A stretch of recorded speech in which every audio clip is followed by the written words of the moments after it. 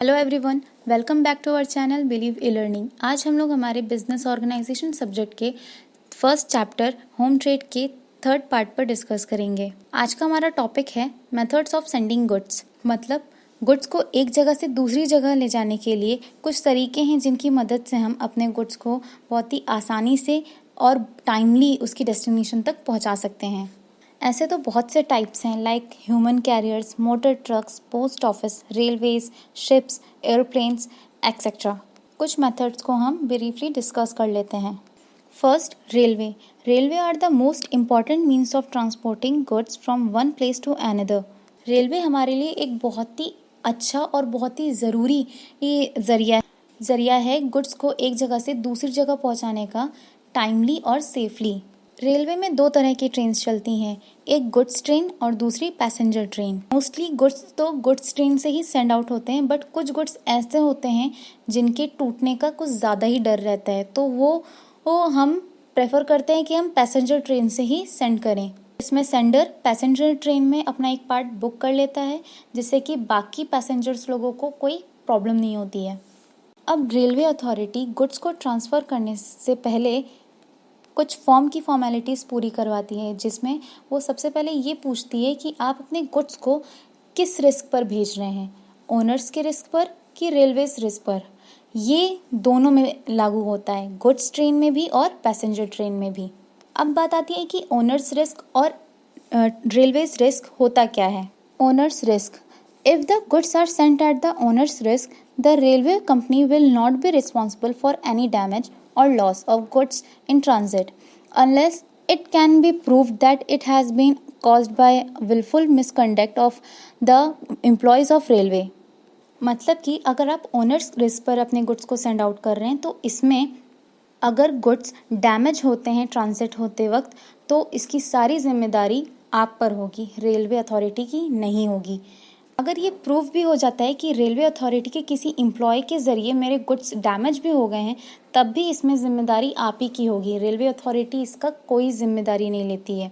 Railway authority आपको कोई claim नहीं देगी, क्योंकि आपने ही चूज़ किया था कि आप अपनी जिम्मेदारी पे गुड्स को सेंड आउट कर रहे हो। Railway's risk: when the railway company assumes the responsibility of any loss of goods it transit due to breakage etcetera, it is said that the goods are sent to company's और railway's risk. अगर आप railway के risk पे अपने goods को send कर रहे हो और अगर ट्रांसिट करते हुए आपके गुड्स डैमेज हो जाते हैं, तो इसकी सारी रिस्पॉन्सिबिलिटी रेलवे अथॉरिटी उठाएगी। क्यों? क्योंकि ये गुड्स हमने रेलवे रिस्क पर ही भेजे थे। इसीलिए रेलवे अथॉरिटी कभी भी ऐसे गुड्स को नहीं एक्सेप्ट करती हैं जिनके टूटने का या जिनके डैमेज होने का बहुत ज़्यादा चांसेस होते हैं। सेकेंड आता है हमारा roadways and transport companies. Today goods are dispatched from one place to another through trucks, matadors, etc. attached to transport companies.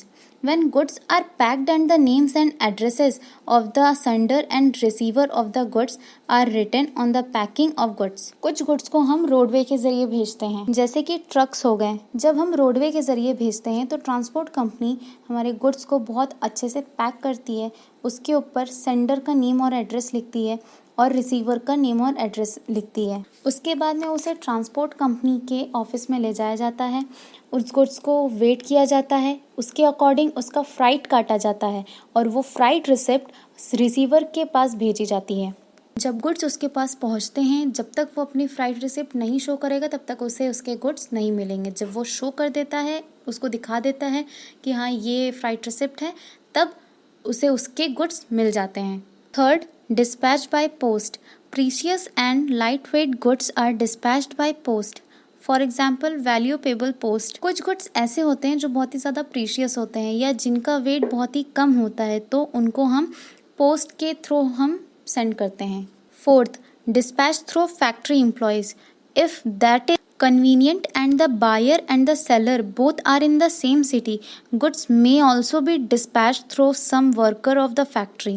की सिटी में रहते हैं तो उनके गुड्स को अपने किसी फैक्ट्री के वर्कर के हाथों ही उस गुड्स को पहुंचाता है। ये था हमारा आज का टॉपिक। आई होप आप लोग को अच्छे से समझ में आ गया होगा। अगर आपको कोई भी डाउट्स हैं तो आप कमेंट्स बॉक्स में मेंशन कर सकते हैं। हमारे नेक्स्ट पार्ट में हम procedure of sending goods by railway के बारे में डिस्कस करेंगे। Thank you, have a nice day, keep safe, stay home.